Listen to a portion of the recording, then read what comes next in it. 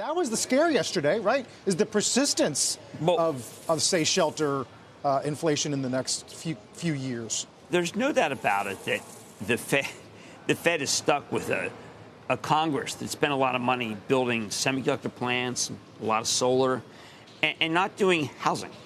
Now, if you watch our show, you would say, what we really need to do is we need to put up housing. And there's no relief there. So I don't have, I've got my club meeting tomorrow for the investing club. I'm struggling to find out how to build more houses.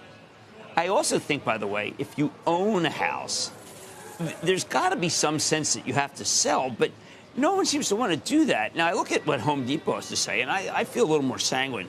When I talk to the companies, I'm more sanguine.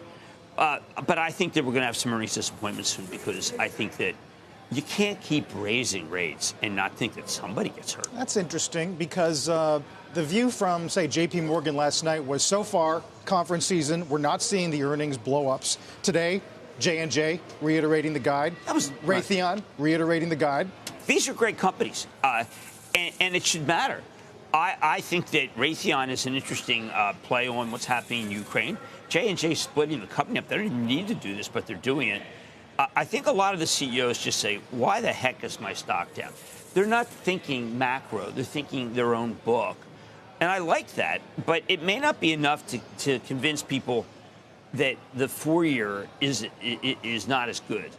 I think the 4-year for a person who is older and knows they need the money is just it's glamorous. Now, if we put up a chart of the 4-year and how it's gotten, of the 3-year and the 4-year, and getting close to getting 4, these are parabolic moves. These, if you want to know what's really a 1999, 2000 chart, overlay the action in the 3-year.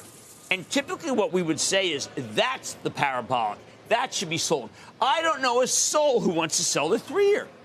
It's a loved piece of paper. Yeah. Well, certainly we can watch the 2-year, 383. Oh, man. Which, again, takes you back to 2007.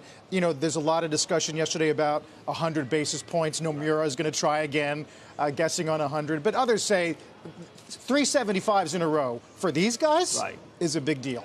Yeah, look, the 100 that we're hearing is a sign that they're panicking because they just said around 75. You can do 75 and then 75 again. It's just that as they go up, you're getting obliterated if you bought the 2-year.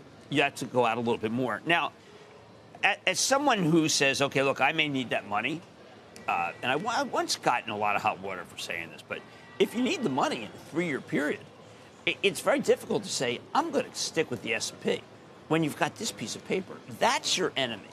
The real enemy of Raytheon and J&J is that chart, not the actual price of their stock, which is pretty interesting. Pretty good.